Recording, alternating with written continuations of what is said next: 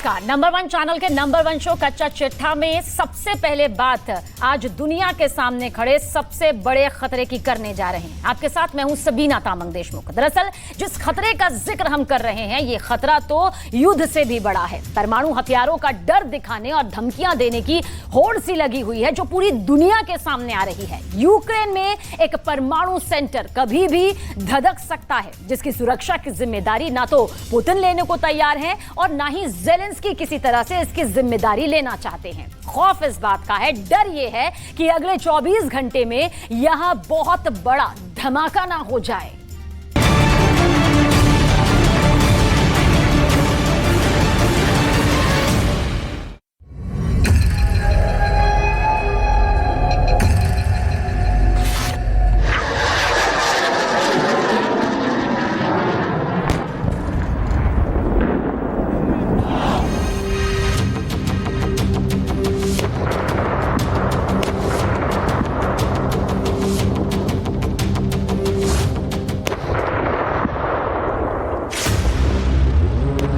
दुनिया की सुरक्षा एजेंसियां अचानक क्यों एक्टिव हो गई हैं?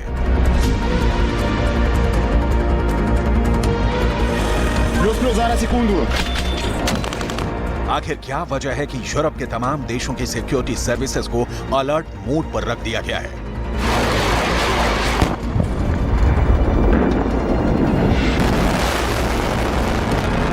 क्या यूक्रेन में कुछ बहुत बड़ा होने वाला है?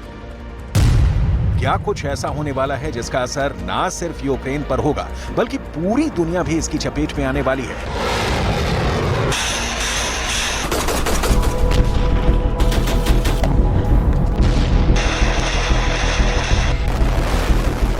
ये सिर्फ कोरे सवाल नहीं है। कई अंतर्राष्ट्रीय अखबारों में इन बातों पर खुलकर चर्चा हो रही है और कई एक्सपर्ट्स ये दावा कर रहे हैं कि 24 घंटे के अंदर यूक्रेन और रूस की जंग में कुछ बहुत बड़ा होने वाला है।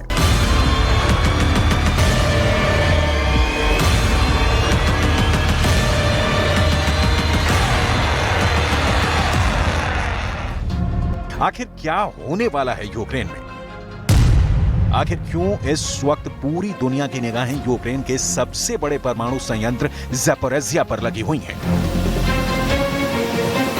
दरअसल यूक्रेन के सबसे संवेदनशील परमाणु पावर सेंटर ज़ैपोरिज़िया को लेकर ना सिर्फ यूक्रेन बल्कि रूस भी तरह तरह की योजनाएं बना रहा है।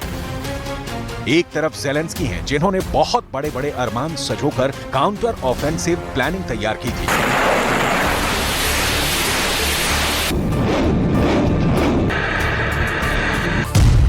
डोनेट्स्क और खेरसॉन के बाद अगर ज़ेलेंस्की का सबसे ज्यादा जोर यूक्रेन के किसी इलाके पर था तो वो ज़ैपोरिज़िया पर ही था।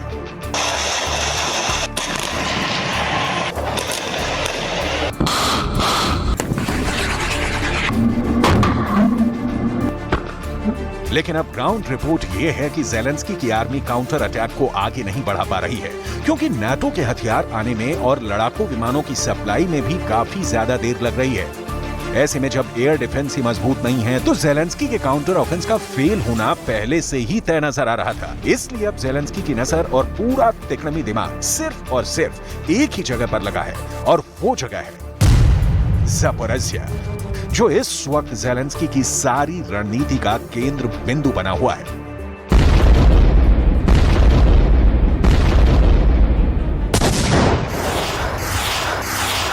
पूरा यूक्रेन ऊर्जा संकट से जूझ रहा है। यूक्रेन का ज़ैपोरिज़िया परमाणु संयंत्र यूक्रेन का सबसे ज्यादा बिजली पैदा करने वाला परमाणु संयंत्र है। ऐसे में ज़ेलेंस्की ने कई महीने से अपनी सेना को आदेश दे रखे हैं कि उन्हें किसी भी हालत में ज़ैपोरिज़िया चाहिए, लेकिन अभी तक यूक्रेन ज़ैपोरिज़िया में कई खतरनाक और खूंखार हमलों के बाद भी कोई बढ़त नहीं बना सका है। ऐसे में अब ज़ेलेंस्की ने दुनिया का ध्यान यूक्रेन की तरफ खींचने के लिए नया प्लान बनाया। ज़ेलेंस्की ने दावा किया है कि ज़ैपोरिज़िया के अंदर जहां पर परमाणु संयंत्र है उस इमारत के अंडरग्राउंड में और छत पर पुतिन बड़े बड़े बम फिट करने का आदेश दे चुके हैं। ये सब इसलिए किया जा रहा है ताकि किसी भी वक्त ज़ैपोरिज़िया के परमाणु संयंत्र को उड़ाया जा सके।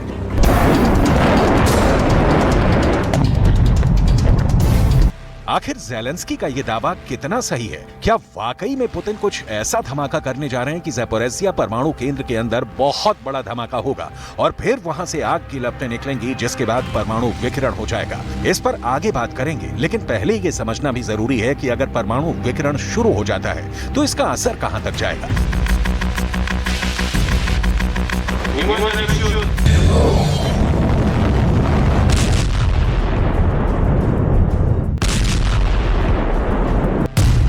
अगर परमाणु विकिरण शुरू हो जाता है तो इससे ज्यादा प्रभावित यूक्रेन होगा। इसके अलावा तुर्की में भी परमाणु विकिरण का असर पड़ सकता है। फिनलैंड और स्कैंडिनेवियन देशों पर भी परमाणु रेडिएशन भारी तबाही मचा सकता है। यूरोप के कई देश इस परमाणु विकिरण की जद में आ सकते हैं।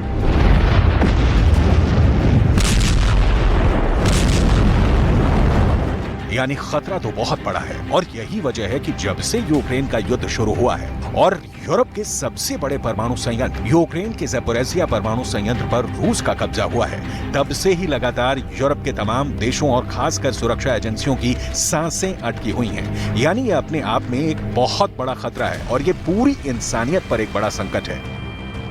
दरअसल जब सोवियत संघ मौजूद था और यूक्रेन सोवियत संघ का ही हिस्सा था, तब इस परमाणु सेंटर से विकिरण हो चुका है, जिसका रेडिएशन यूरोप के कई देशों तक पहुंचा भी था और लोगों को गंभीर संकट का सामना करना पड़ा था। उन दिनों को याद करके आज भी लोग कांप उठते हैं और अब ज़ेलेंस्की भी इस खौफ का इस्तेमाल करना चाहते हैं। इस मामले में ज़ेलेंस्की ने बेहद रणनीतिक बयान दिया है। Від нашої розвідки ми маємо інформацію про те, що на даху кількох енергоблоків Запорізької атомної станції російські військові розмістили предмети, схожі на вибухівку. Можливо, щоб імітувати удар по станції, можливо, у них якісь інші сценарії, але в будь-якому випадку світ бачить і не може не бачити, що єдиним джерелом небезпеки для Запорізької атомної станції є саме Росія. І ніхто інший. На жаль, не було вчасної і масштабної реакції на теракт проти Каховської гідроелектростанції. Це може надихати Кремль на нове зло. Пусковой установки. Первый, все пусть.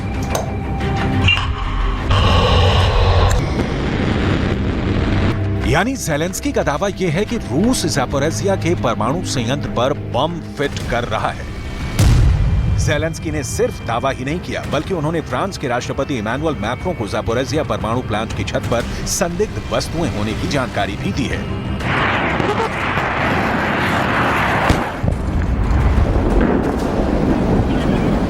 ज़ेलेंस्की ने सिर्फ इमैनुअल मैक्रों को ही क्यों जानकारी दी, ये जानना भी बहुत दिलचस्प है।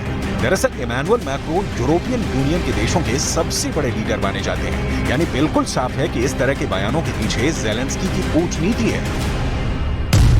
नाटो के द्वारा हथियारों की सप्लाई में देर हो रही है। ज़ेलेंस्की नाटो देशों, खासकर यूरोप के देशों पर दबाव डालना चाहते हैं कि अगर पुतिन को नहीं रोका गया और ज़ैपोरिज़िया के परमाणु सेंटर पर कोई अनहोनी हो गई या कोई ब्लास्ट हो गया और अगर परमाणु विकिरण हो गया तो यूरोप के देशों में खतरा पैदा हो जाएगा। इसी डर पर ज़ेलेंस्की अपनी रणनीति को लगातार आगे बढ़ा रहे हैं और इसका असर भी दिखाई दे रहा है। न सिर्फ पूरा यूरोप अलर्ट मोड पर है, बल्कि कई अंतर्राष्ट्रीय अखबारों में भी लगातार इस पर चिंता जताई जा रही है। लेकिन मामला सिर्फ यहीं पर खत्म नहीं होता है।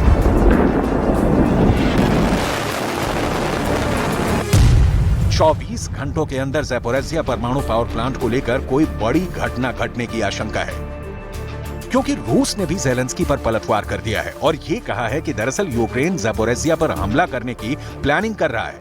रूस का दावा है कि ज़ेलेंस्की अपने काउंटर ऑफेंसिव को सफल बनाने के लिए ज़ैपोरिज़िया पर बड़ा हमला कर सकता है। लेकिन अगर कोई हादसा हो तो उसका आरोप रूस पर मढ़ने के लिए ज़ेलेंस्की इस तरह के बयान दे रहे हैं।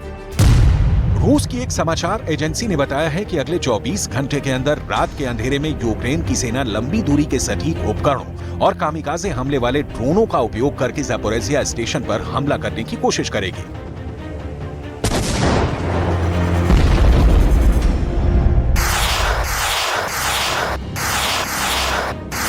कुछ एक्सपर्ट्स की माने तो रूस के दावे सही नजर आते हैं, क्योंकि ज़ैपोरिज़िया परमाणु सेंटर पर कब्जे की योजना ज़ेलेंस्की काफी लंबे अरसे से बना रहे हैं। लेकिन इस कार्रवाई के दौरान रेडिएशन के खतरे से इनकार भी नहीं किया जा सकता है और यही डर ज़ेलेंस्की के बयानों में भी साफ नजर आ रहा है। щодо ситуації на Запорізькій атомній станції. Зараз увесь світ має бути свідомий того, що спільна безпека повністю залежить від глобальної уваги до дій окупантів на станції. Росія повинна чітко усвідомлювати, світ бачить, до яких сценаріїв готуються терористи. І світ готовий реагувати. Радіація – це загроза для всіх. Для всіх у світі, і атомна станція повинна бути повністю убезпечена від будь-яких радіаційних інцидентів. Сьогодні рівно 16 місяців. ज़ेलेंस्की आज इसलिए दबाव में है क्योंकि पुतिन ने युद्ध की शुरुआत में ही बहुत जबरदस्त कूटनीति के साथ ज़पोरिज़िया पर पहले ही हमला करके कब्जा कर लिया था और इसी वजह से उनको अब तक युद्ध में फायदा भी मिल रहा है।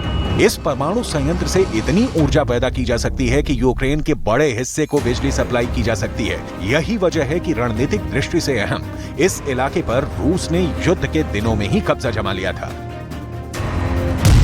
26 फरवरी को रूस की फौजों ने बेर्दियांस्क पर कब्जा किया। 1 मार्च को रूस ने मेलिटोपोल पर कब्जा किया और 4 मार्च को रूस ने एनरहोदर पर कब्जा कर लिया, जहां पर ज़पोरिज़िया का न्यूक्लियर प्लांट मौजूद है। अगर ज़ेलेंस्की को दोबारा इस परमाणु प्लांट पर कब्जा करना है तो उनको सबसे पहले इन्हीं 3 शहरों पर कब्जा करना होगा और पुतिन के कब्जे से यूक्रेन के शहरों को बाहर निकाल पाना कोई हंसी खेल नहीं है।